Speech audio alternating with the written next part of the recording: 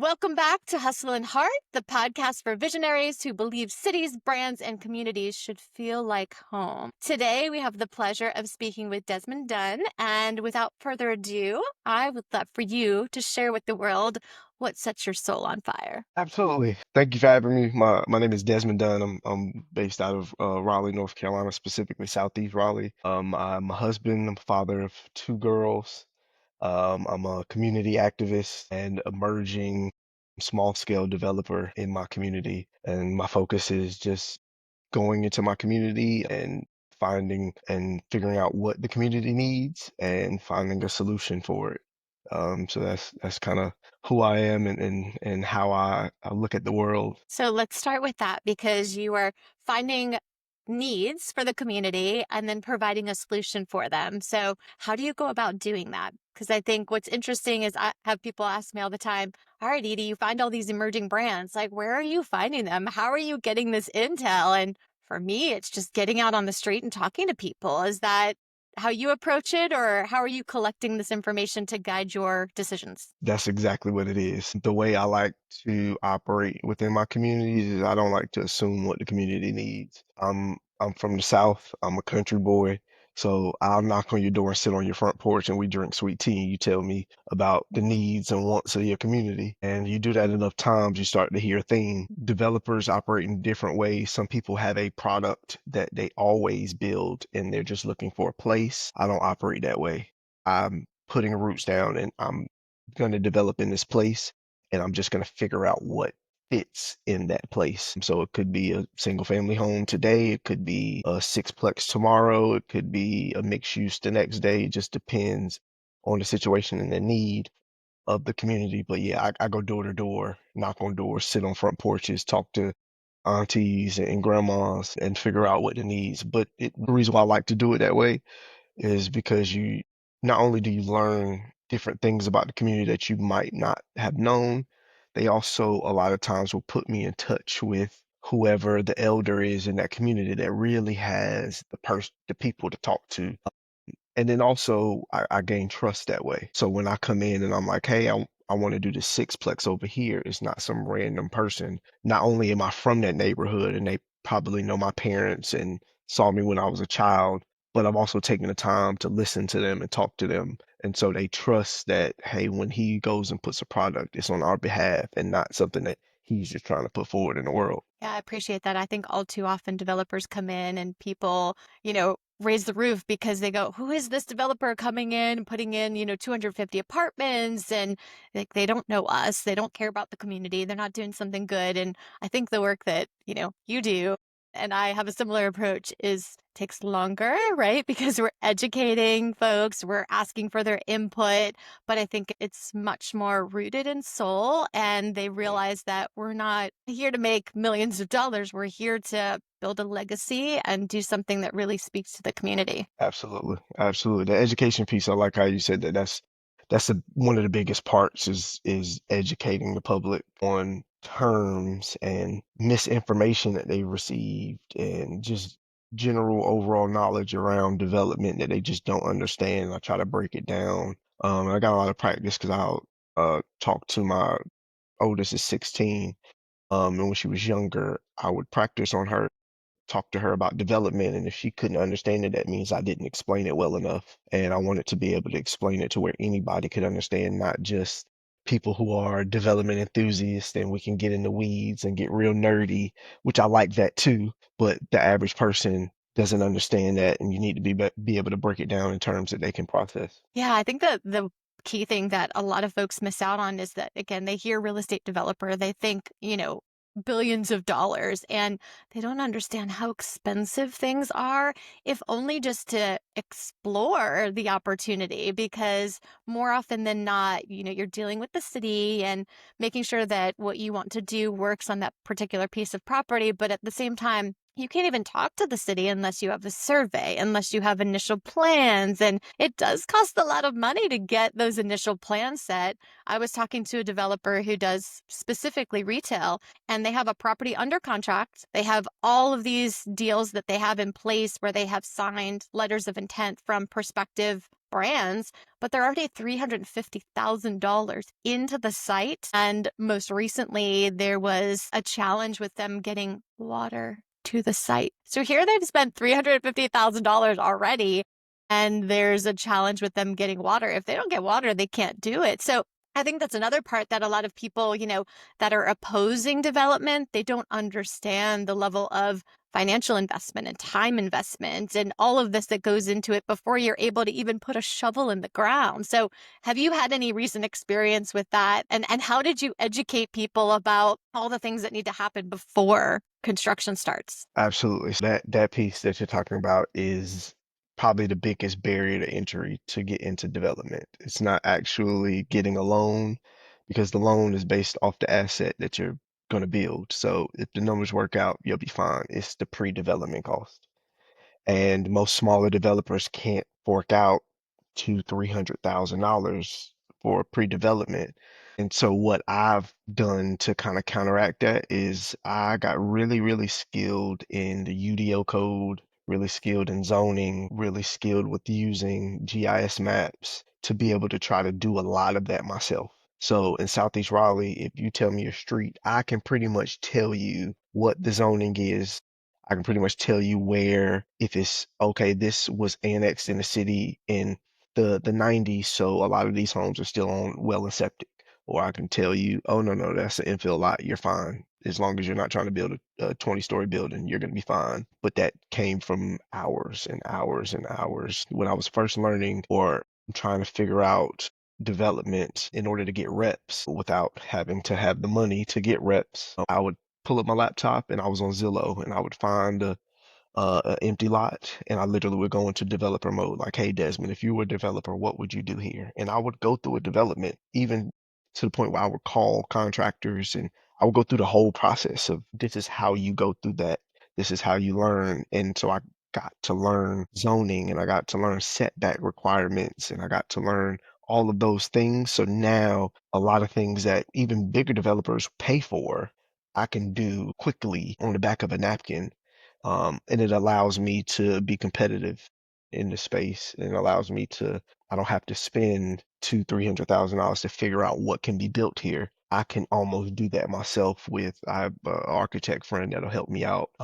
That's usually the biggest barrier to entry is that piece. And like you said, the community has no clue and no understanding of that. And you have to sit down and explain to them like, hey, we can't put a swimming pool right here. Like it doesn't make sense. It doesn't pay for itself. And I think that is my job is to be that buffer between the development world and the regular world of like tempering those expectations on both sides. So, for those listeners that are curious about how you even got into this space, like what was the spark? Like, what piqued your curiosity to say, this is something that's compelling me to lean in this direction? What was it for you? I got really interested in real estate. My parents built two rental properties next door to the house that we grew up in. And I was just interested. I read my start off point, which is a lot of people start off point, rich dad, poor dad. And then I have ADHD. So, of course, I went down a rabbit hole and I was consuming everything about real estate because I didn't know where I wanted to be. And so I was looking up wholesale and fixing and flipping and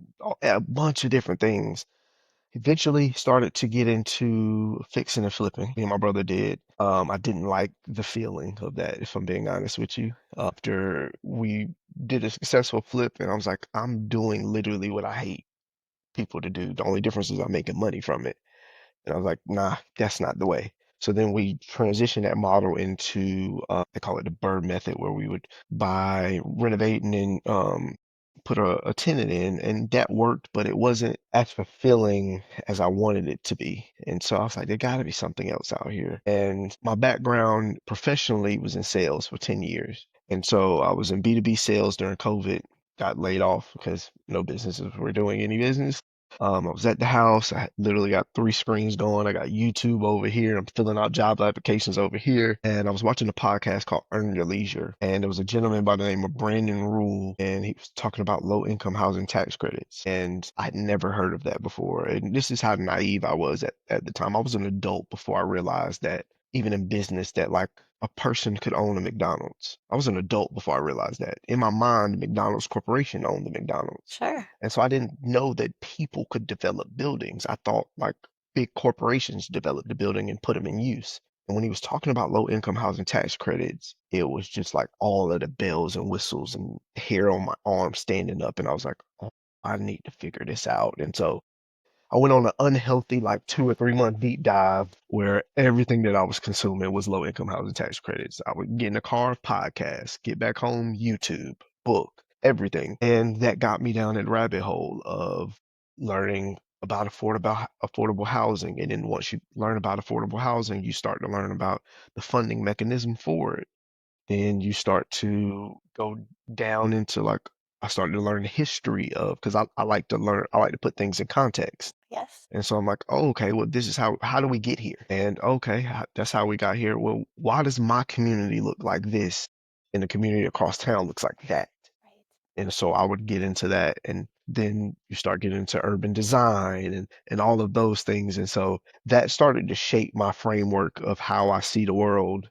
It's one of those things, it was like once you see it, you can never unsee it. Of course. Like whenever I'm in the city, it's two things that I do. One, I'm always looking around so you can tell I'm a tourist. So I'm always looking up and looking at the buildings and stuff like that. But I also take public transportation everywhere I go.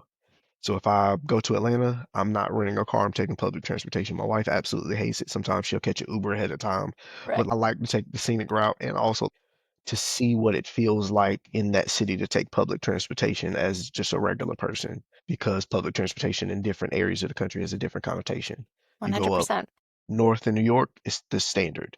You come down south, you're poor if you take public transportation. And so that's kind of how I got into development. I reached out to, because of my sales background, I'm pretty persistent. For sure. So I reached out to everybody that had received low income housing tax credit from like maybe 2005 up until 2020. Maybe two people returned my call. And But you did get two people, so I got two people. They returned yep. my call, and both of them was like, "Hey, you don't have the background. There's nothing I can do for you. Go back to school." And at the time, I didn't want to go back to school, and so I was like, "Nah, I can figure out another way." And there was a gentleman by the name, he was actually my mentor now, James Montague. He had posted a retail strip mall that he was about to build. I was like, Montague, that sounds familiar. I think he was on that list. So I went back to my list, and I was like, "Oh, he was on the list." And so he was from my community, a little older than me. He's probably my parents' age. And so I started calling all of my aunts, like, hey, do y'all know James Montague? He's somebody. Only my uncle was like, oh, yeah, I know he Southern. Oh, yeah, I know Monty. I know his peoples and all of that kind of stuff. And I was like, hey, can you get his phone number? Called him for 3 months straight every Monday. And I literally, the voicemail I would leave, hey, James, this is Desmond. I'm interested in affordable housing. I just want to learn. I am the type of person that you're going to have to tell me stop calling you or I'm going to call you every Monday at 3 o'clock. And that's what I did.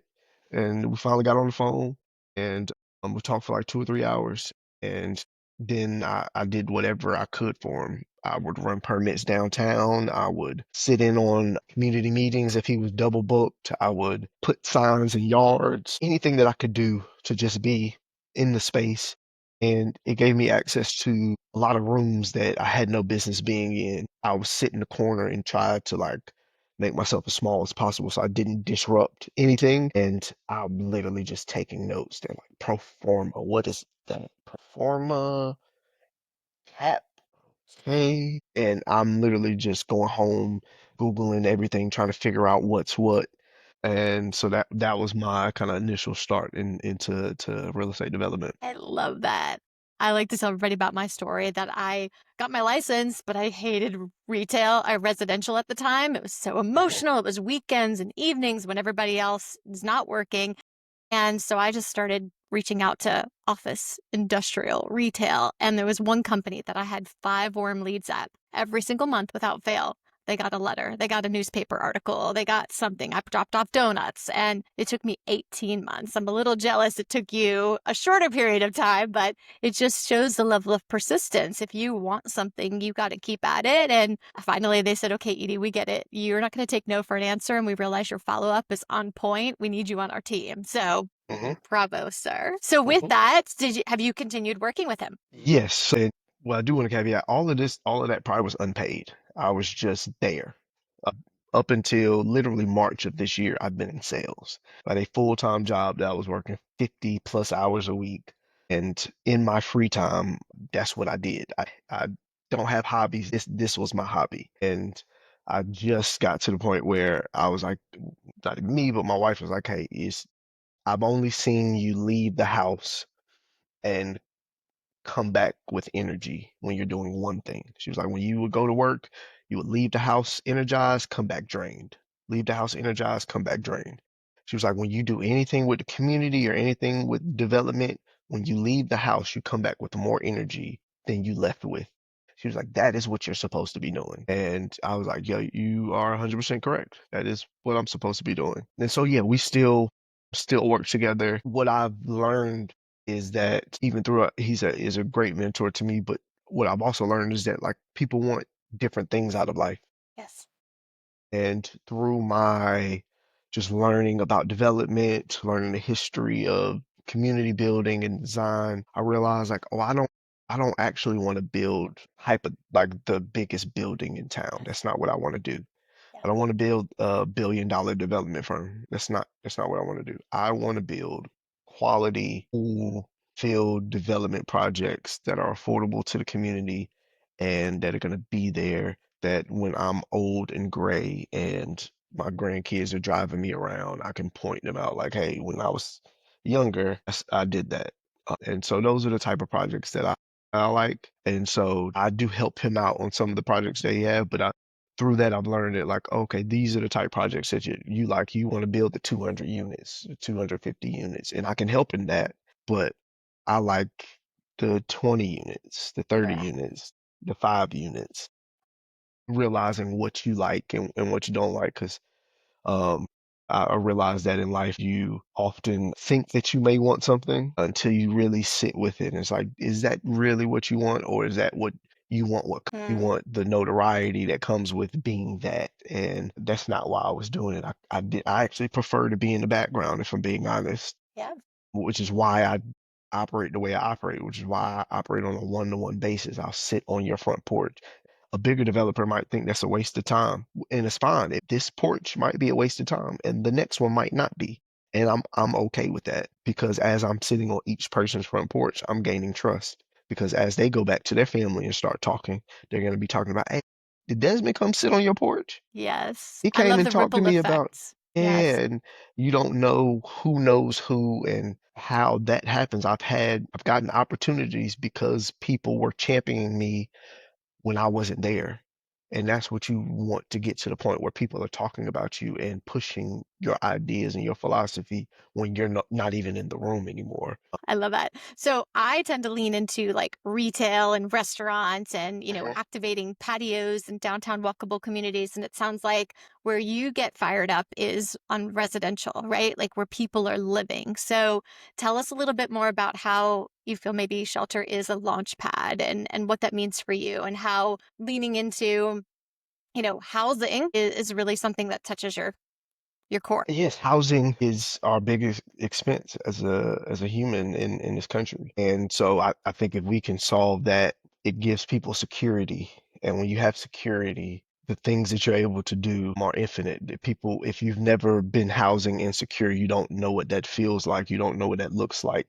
It's hard to function in the world when you don't know where you're going to sleep. It's hard to get up and be motivated to do your best in whatever you're doing, school, work, whatever that is, when you don't know where you're going to sleep.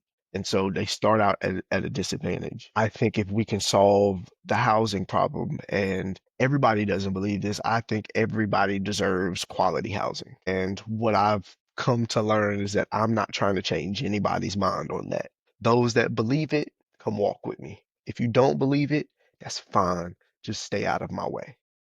Because I got stuff to do. I got stuff to do. I don't have the energy to try to change your mind on this. If you don't believe that, that's fine. So I think if you can, and also to piggyback on kind of what you said, housing is kind of the core, but also to the ability to look at things from the ground level and a one-to-one level, and then skyrocket to a 30,000 foot view. And so as you start to realize like housing, and then you're like, oh well, food is tied into this. Okay, we're in a food desert. Okay, what sit down restaurants do we have? There's no jobs. How do we do all of these things? And how I realized that we have a development that's north of downtown called North Hills. And I was sitting in I had left the restaurant in North Hills and left the meeting. I was waiting on my Uber, and they have a Harris Teeter on the ground floor, and then there's apartments above. And I looked, I was like, there is zero chance that that cashier that works at that Harris Teeter could stay upstairs. And I was like, I'll do you one better. I'm gonna go and I'm gonna ask. And so I asked, I was like, hey, if you don't mind me asking, does any of the cashiers actually stay in this development? And it was like, no, I this lady said, and this lady lives in Sanford. Sanford is about an hour away from Raleigh. Yes. And I was like, what have we done to where somebody can't work here and live in the same community? They have to drive an hour. And I was like, that's a problem. And so I started to figure out like, all right, why are things this way? Why do we live this way? Why are we so car centric? Because if you don't have a car in Raleigh, particularly, it's impossible to get around. Like I remember going to the grocery store and asking my mom, like, why are people taking taxis to the grocery store? And she was like, "'Cause they don't have a car, baby." And in it didn't compute to me. Like as a child, I'm like that doesn't make sense. Like, well, they can't just go to the store. And so even I've updated my thesis since then of like there should be, and I talk about it with at City all the time, there should be a neighborhood corner store on Yes. every corner in America. I brought my daughter up to, she's going to be going to a tech school that my best friend started in Brooklyn called Marcy Labs. And we were up there visiting him, and he was frying chicken, and he needed some more flour right in the middle of frying Of chicken. course. Needed some Yep. more flour. He's like, "Hey, Dad, can you run to the store real quick and go grab some flour? It's right at the corner." And so as I'm walking and I'm just looking around, and in my mind, I'm like, if that had happened to me in my home, we're stopped. No more chicken is getting fried. I'm not getting in my car to go all the way to the grocery store to come back and then continue frying chicken. We're just gonna fry whatever here, and that's it. Yep. But I was able to go to the store, get the flour, and come back before he had finished frying that batch of chicken. And I was like, why doesn't everybody have this option? Like, if I want a car and I want to live out further away, I should have that option. But if I don't want to have a car, I should also have the option to be able to get to the amenities of life. And so I've updated my thesis of like being super driven on just housing because I started to see that, okay, we get people in affordable housing, but then what? We need to provide them some services, some corner store and perhaps some medical or maybe some, services like barbershop, right? Like things that bring people together are so important. And sadly, our real estate is so segregated, right? We've got office over here, and then we've got residential over here, and then we have industrial over here. And it's fine. I like industrial being somewhat apart, but I also like a little bit of creative industrial mixed in, right? I'd love to see a ceramicist or a painter, and, they don't need big spaces, but it's much more exciting for you to walk past the artist and you see them in motion and you go, tell me a little bit more about what inspired you. You're more inclined to buy that piece of art because you were woven into that story. I absolutely agree with you, and why I love 15-minute cities and why it's so sad that we have to travel to go have those experiences like the one in Brooklyn. Hopefully we can continue to densify and bring those Hmm. uses closer together so that we don't have to jump in a car to go have an experience. Absolutely, absolutely. That I think we all should be privileged to be able to not have a car if we don't want to and be able to walk. Because there's a lot of, you start getting into health issues and all of those things that all tie into that in the walkability of neighborhoods now.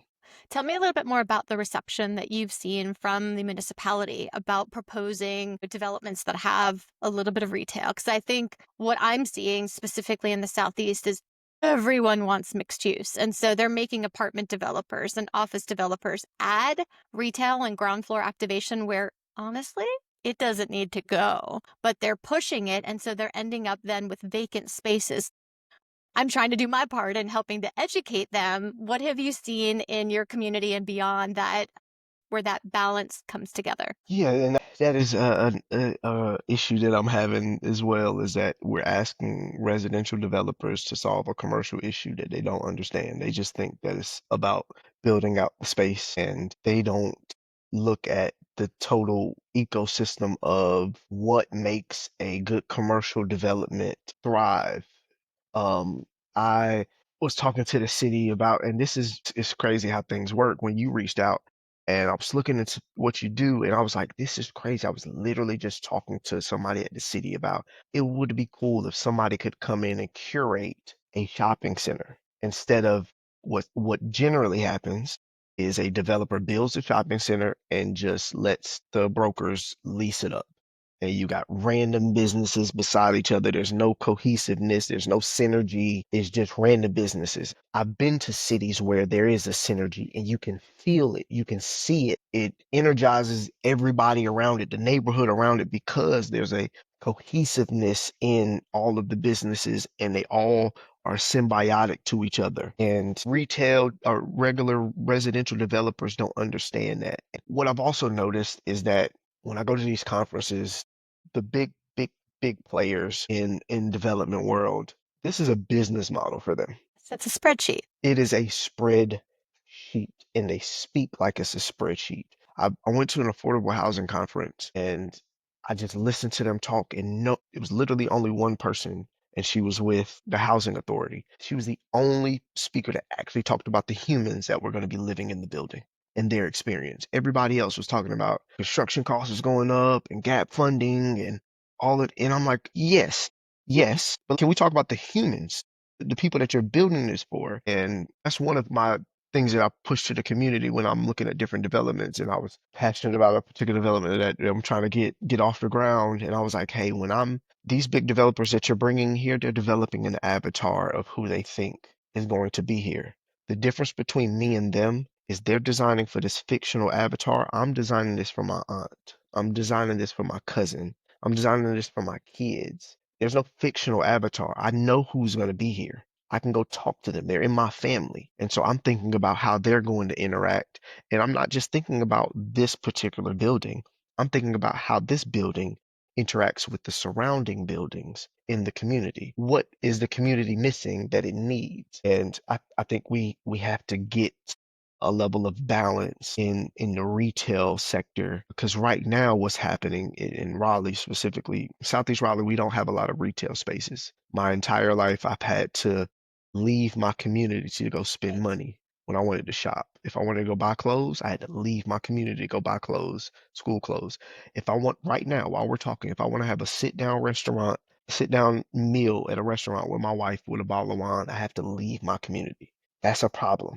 There should be a space for me to do that. And I also believe that a lot of those spaces should be local. It Of course. should be people that are from here. And I'm not against big chains. They are needed, but it can't just be big chains. It needs to be a Ghanaian restaurant, a Italian restaurant, a Nigerian restaurant.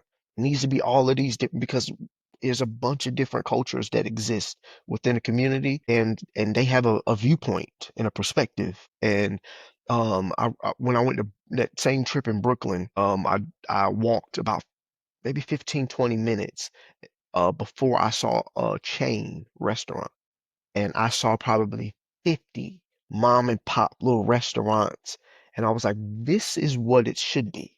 Yeah, there should be a Chick-fil-A and a Subway, but it should also be a bunch of different entrepreneurs, because that mom and pop, they're getting their tomatoes from the stand down the street. Yes. And when they get enough money, they're gonna put money into the baseball team over here at the high school. And their kids are gonna go play soccer over here. And so that money just keeps circulating in the community, getting better and better and better and improving the infrastructure, versus you go give the money to Chick-fil-A and that royalty fee is going to corporate, and your community is never gonna see that money again. Yeah. Well, but also it's like the backbone of the community, right? You're building and fostering relationships with one another. I love telling this story. Like my grandfather in the Bronx, when we go to visit him growing up in New Jersey, he'd walk us down to the corner store. And the corner store had, a little bit of everything, but their main staple was that they would do sub sandwiches. And my grandfather would walk in and the shop purveyor Stevie would be like, "Hey Paul, so good to see you. You want the regular?" And like knew him by name, knew his order. And then he saw the grandkids and he's like, "All right, kids." He's like, "Don't tell your parents, but like, go ahead and take a piece of candy." And like, so then it built trust and like connection with us. And we're like, oh, yeah, we want to go back and see that bodega owner again because he gave us a piece of candy or told us to pick a piece of candy. And so we need more. What I continue to preach is I love technology because look, it allows you and I to connect Atlanta to Raleigh, but yet here we are basically speaking the same language of wanting to foster local operators who want to give back and they want to see connectivity and want to spread that money locally. I applaud Paris. I think they've done a great job and admittedly very jealous. There's been a lot of posts recently about them cleaning their river and allowing it to be public space. And, what better time to start bragging about that than the summertime when everybody's hot? They've been stuck inside in cold, rainy weather in Paris, and now everybody's back at the river. Look at that in Atlanta. And we have so much industrial around the river, and I want to help reclaim that because we don't need transportation on the river anymore. We do it via trucks and Mhm. trains and roads and all of that. So I do feel like there's a continued opportunity to help educate folks at the city level about how we can bring more people, more residents, more money into those local communities. So I appreciate you doing your part. I feel like all of our Absolutely. listeners are helping to do their part. Yeah. So we're wrapping up. How can people get in touch with you if they want to hear more? Because I feel like this is just it's a little snack, but people might want, more of a meal and understanding how you do what you do. Yeah, so I'm not a big social media guy, if I'm being honest. I Yeah, just all good. started using, well, I've been on social media since the inception, but I don't use it in the same way that a lot of people use it. My Instagram, my last post was probably from 3 years ago, but I utilize LinkedIn a lot more. Credit to my wife. All of the stuff that you hear me talk about, she's the first person that hears it.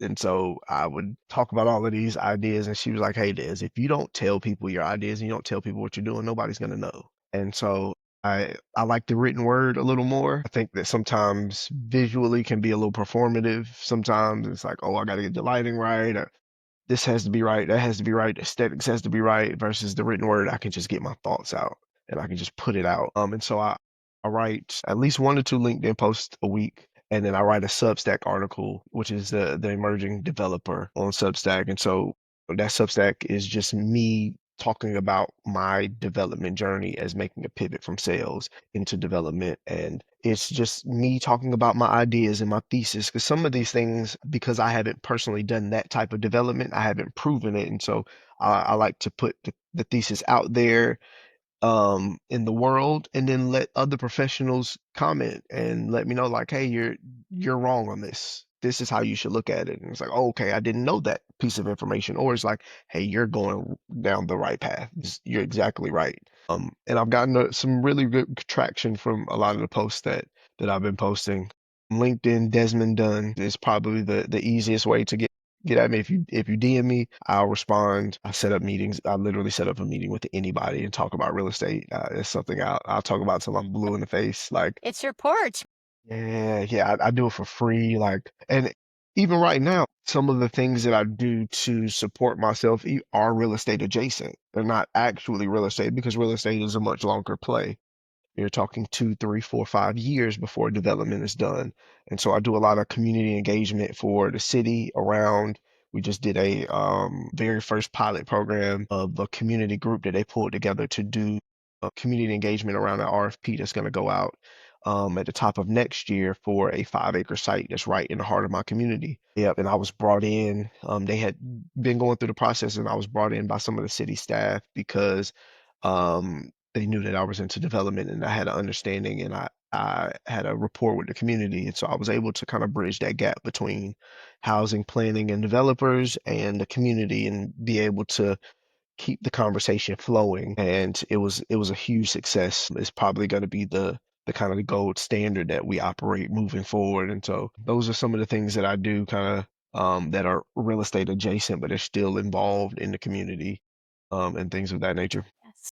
You're very much a glue, it sounds like. I try to be. I try to be.